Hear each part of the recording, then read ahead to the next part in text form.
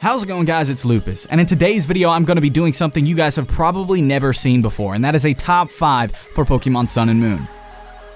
Nobody's ever done that before, right? Top 5 Mega Evolutions? Top 5 starters? Oh god. I guess I can do top 5 things that need to be done for the starter Pokemon in Sun and Moon. What do I mean by that? I'm talking about the things that kind of are in the background. They're not necessarily things that there's a checklist of things that need to be done when they're making the designs, but they're things that are there that really capture our attention and have made some of the starter Pokemon in the past really stand out to us, and then others really not stand out to us at all. Without further ado, let's take a look and see.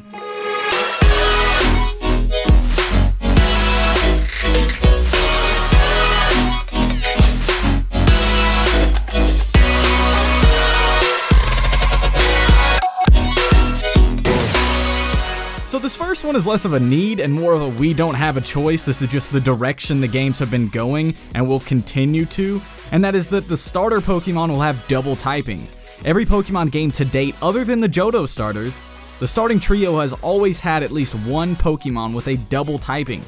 Judging by the fact that both Generation 4 and Generation 6 have double typings on all 3 starters, it's safe to say that Game Freak is likely to recycle the same trend again. And if this is the case, for the love of Arceus, make them new and unique double typings. After 3 straight years of firefighting, seeing something different in Delphox as a fire psychic was refreshing. And that doesn't mean that Delphox was the best design or Pokemon ever introduced, but it was unique and different, and straight away from the Ghost Rider Bruce Lee hybrids we'd seen for the past 3 generations prior. So this next one is kind of an artistic viewpoint on the level of detail we should see in the starters. As an artist, I believe in a 70-30 ratio between detail. That means that 70% of the drawing needs to have less detail, and 30% of it is where all the detail is. This keeps the viewer's eyes from jumping back and forth from all the detail in the drawing and lets it sit and rest comfortably on the image. It's a weird idea, but taking a look at the Unova starters, you might be able to see what I mean. I have no doubt that these starters required a lot of creativity to create, but the level of detail is way too high for a starter Pokemon. Some Pokemon can pull off these ornate designs all over them, but as a starter Pokemon, it's so much detail that recalling what these Pokemon actually look like off the top of your head can be difficult because it's too much to remember. Kalos did a much better job of having small details in some areas without going too overboard, and I feel like the lesson has been learned. These ornate designs are not what we want in our starter Pokemon.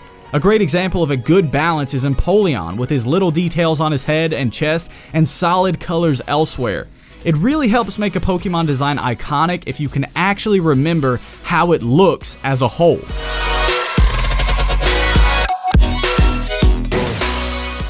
The third one kind of takes into account the last two, and that is to make the choice between the starters much more agonizing.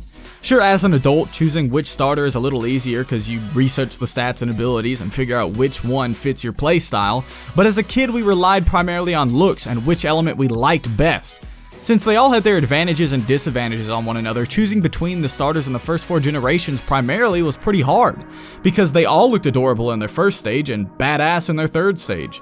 By not going too overboard in details, and keeping simplistic and appealing designs on all 3 starters, I think it'll make for a much more fun experience going through the game with your starter, only to find out later that the other starters look just as cool and you end up wanting to try and trade for them somehow to have them all.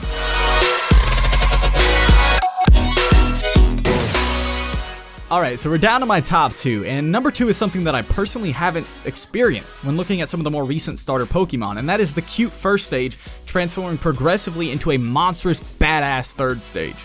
In the first generation, cute little Charmander transformed from an adorable salamander into an aggressive dragon. Bulbasaur changed from a small little flower frog to a massive tank of an amphibian.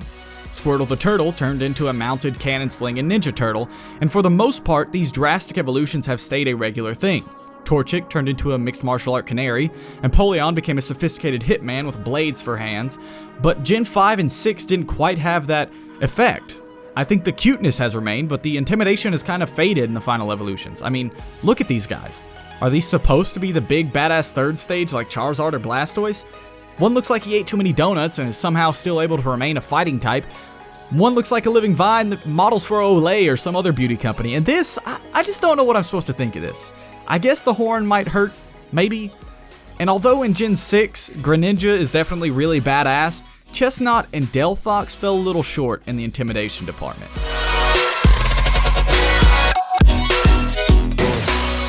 Alright, so we're at my number 1 spot, and my number 1 choice, it's please new animals for inspiration. We've had Squirtle and Turtwig as turtles. We've had Bulbasaur and Froakie as frog things. Charmander and Trico as lizards. Cyndaquil and Chespin as some sort of porcupine hedgehog hybrid. And as much as I love these Pokemon, there shouldn't be any reason we are getting similar or repeated animals as starters again. There are thousands of animals Game Freak has not even used on any Pokemon, let alone starters, and it would be really refreshing to see some all-new animals chosen as starters in Pokemon Sun and Moon. Koala, Lemur, Flamingo, Platypus, Jackalope. Look at this guy. It's a rabbit with antlers. If this doesn't scream, I'm a Pokemon, then I don't know what does. Seriously, new animals aren't too hard to find. Those are only more commonly known or desired ones. The amount of animals you have to choose from or make hybrids between is endless. At the very least, make the starters new animals, if not all the Pokemon in the game. Alright guys, that's all for this video. I hope you guys have enjoyed. If you guys did like this little top 5 of the top 5 things I think need to happen as far as starters go in Pokemon Sun and Moon, then please leave a like and subscribe if you haven't already. I would love to hear your opinions on my top 5 and give your opinions on things we need in the starters in the comment section down below. But as always, this has been Lupus, and remember, stay gold.